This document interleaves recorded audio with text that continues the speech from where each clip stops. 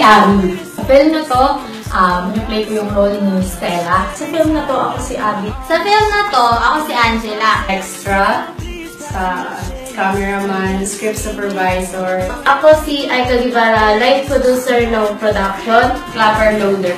Ako nga po pala si Mila, yung cameraman dun. Cinematographer at nag-extra din ako as messenger.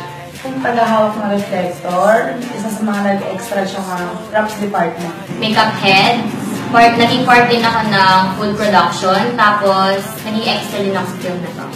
Bilang isang scriptwriter, ano ang inspirasyon mo sa paggawa ng film na ito?